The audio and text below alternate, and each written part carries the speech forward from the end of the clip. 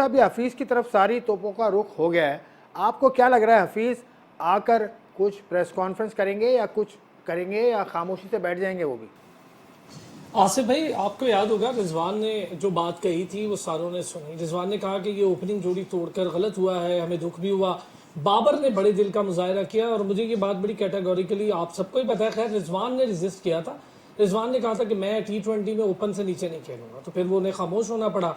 और वो इस बात से भी डर गया कि अगर बिल्कुल ही रिजवान या बाबर में से कोई टॉप ऑर्डर पे नहीं होता और परफॉर्मेंस नहीं आती तो हमारे गले भी मसला बन जाएगा, यही मीडिया होगा जो हमसे सवालात करेगा। अच्छा, फिर इस पे हफीज नाराज हुए, घंटे घंटे डेढ़ घंटे के लेक्चर देते रहे हफीज। लड़कों ने शॉपिंग के लिए जाना था, वो रुक के उनके पहले लेक्चर सुनते रहे होटल में।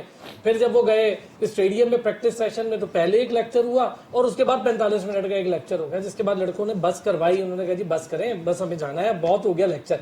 अब हफीज ये कहने जा रहे हैं कि जी ये जो नए लड़के आए हैं इनकी इंडक्शन मेरा पहला ख्वाब था और डोमेस्टिक परफॉर्मेंस को मैंने तरजीह दी और जो परफॉर्मर्स थे उनको हमने खिलाया, और उसके बाद जो सीनियर्स थे उनके साथ मैंने शफलिंग की बात की, किसी को बिठाने की बात की, मेरी बात नहीं मानी गई।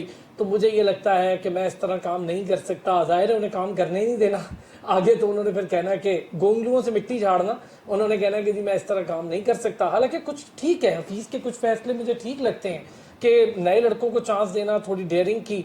साहबजादा फरहान को नीचे खिला दिया, हसीबुल्लाह को ऊपर खिला दिया। भाई हसीबुल्लाह चौथे पांचवें पर भी खेलते रहे डोमेस्टिक में, तो हसीबुल्लाह को खिला लेते। ओपन भी करता रहा है, लेकिन वो खेल लेता है। साहबजादा फरहान भी तो ओपन करता है, उस बेचारे को पांचवें छठे खिलाते रहे। अच्छा, साइम अयूब को मौके दे रहे हैं, अच्छी बात है, तो फिर दे रहे थे 5 के 5 मैच। आजम को भी दे देते, कुछ मैचेस ड्रॉप कर लेते, हिम्मत कर लेते ना कि रिजवान को कहते यार 1-2 मैचेस तू बाहर बैठ जा, वैसे भी कौन सा जीत रहे हैं, हार गए तो हार गए। बाबर को कह देते, बाबर बैठ भी जाता। बाबर का जितना आप सारे लोग जानते, बाबर ने कोई रेजिस्ट नहीं करना, तो उसने ठीक है जी दे दें। जब अफगानिस्तान के अगेंस्ट टीम गई थी तो बाबर ने खुद से कहा था कि ठीक है हम रेस्ट करते हैं, शादाब को कैप्टनसी करवाएं और वाइस कैप्टन है उसको भेजें। तो मामला यहाँ पे ना असल में पॉलिटिसाइज बहुत हो रहे थे ज़का अशरफ साहब के टाइम पे। और आपने कहा कि जैसे गवर्निंग बोर्ड की बात, तो आपसे बेहतर कौन जानता होगा आसिफ भाई, गवर्निंग बोर्ड कैसे बनता है। गवर्निंग बोर्ड भी ये पॉलिटिकल इंटरफेरेंस से बनता है, सारे वो अपॉइंटमेंट्स होते हैं और जो चेयरमैन आता है अपनी मर्जी के बंदे लेकर आता है। तो जाहिर है उन्होंने वही बात सुनाई। शकील शेख साहब कितना अरसा बैठे रहे नजम सेठी साहब के साथ, तो शकील शेख साहब भी तो नजम सेठी साहब के बड़े हमारी हैं।